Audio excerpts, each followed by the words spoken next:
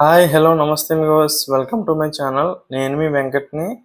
నేను ఈరోజు మీకోసం ఈ వీడియోలో ఆలు సమోసా రెసిపీ ఎలా చేయాలో చూపిస్తాను. ఈ రెసిపీని మనం ఈవినింగ్ టైమ్స్లో తినడానికి అందరం చాలా ఇష్టపడతాం కదా. ఈ ఆలు సమోసా పర్ఫెక్ట్గా, సింపుల్గా, ఈజీగా ఇంట్లోనే ఎలా తయారు చేయాలో చూసేద్దాం. ఇంక లేట్ చేయకుండా రెసిపీ ప్రాసెస్ చూసేయండి. సమోసా కోసం ముందుగా ఒక 100 గ్రామ్స్ మైదాని తీసుకొని అందులో ఒక 2 టేబుల్ స్పూన్ గోరువెచ్చగా మరిగించిన గీని వేసుకోవాలి. యాక్చువల్గా బయట అందరూ డాల్డాని వాడతారు, అందుకే అంత క్రంచిగా వస్తాయి.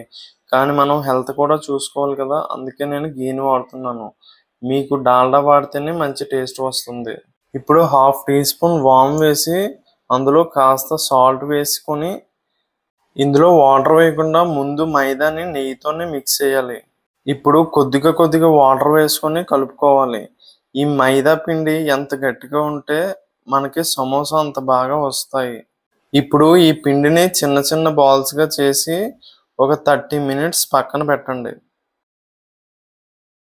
ఇప్పుడు స్టఫింగ్ కోసం ఒక ప్యాన్లో 4 టేబుల్ స్పూన్ ఆయిల్ హీట్ చేసుకుని 1 టీ స్పూన్ జీలకర్ర, 1 టీ స్పూన్ ధనియాలు, 1 పచ్చిమిర్చి తరుగు వేసి బాగా కలుపుకొని 2 టేబుల్ స్పూన్ ఆనియన్స్ వేసి బాగా వేయించుకోండి.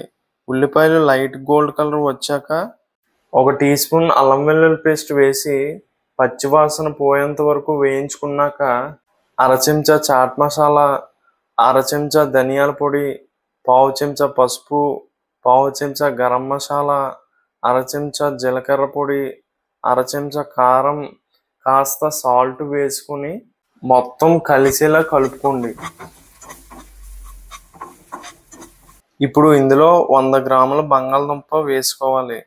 గుర్తుపెట్టుకోండి, బంగాళదుంప ఉడికిన వెంటనే కర్రీలా చేయకూడదు. బంగాళదుంప పూర్తిగా చల్లారిన తర్వాత కర్రీలా చేయాలి, లేకపోతే బంగాళదుంపలో మాయిశ్చర్ ఉండిపోయి సమోసా మెత్తగా అయిపోతాయి.